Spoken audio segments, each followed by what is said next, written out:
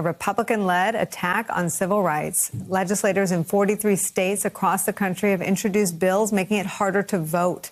A new analysis by the Washington Post lays bare the staggering scale of the voter suppression wave. Quote, the GOP's national push to enact hundreds of new election restrictions could strain every available method of voting for tens of millions of Americans, potentially amounting to the most sweeping contraction of ballot access in the United States since the end of Reconstruction, when southern states curtailed the voting rights of formerly enslaved black men.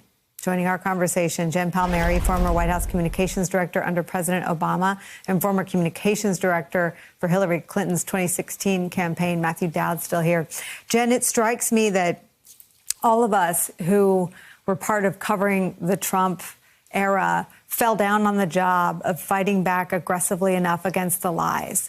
And we did our best. It's not about me. But the fact that these laws are being pushed based on a lie suggests that the lie was on the table long enough to be grabbed by other Republicans in the states and to do serious harm.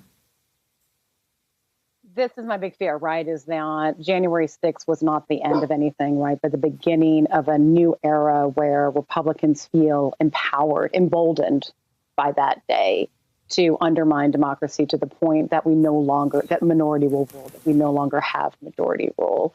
And, you know, this is, it wasn't that long ago, Nicole, that I have a barking dog. It's okay. I have a barking dog too. Honey barks. House, right? Yes. But, you know, it wasn't that long ago, the three of us know where Republicans and Democrats would work together to make it easier for people to vote. And about a decade plus ago, a decision was made on the Republican side by a lot of people that if they continued to make it easy to vote, Democrats would win. And this effort has been going on in the courts. You see that reflected in the Supreme Court. You see that reflected in, you know, rulings that Brett Kavanaugh's involved in and the notes that he writes about how the states need to lead on this, not the federal government, that they're going to give deference to states and their laws. You see it in the state legislatures, of course, and you saw it when you had a vast majority of Republicans vote to overturn the presidential election. And the fight, you know, we just got lucky. We are very fortunate that those efforts did not succeed to overturn the presidential election. And the fight back has to be at all three levels. It has to be at the courts.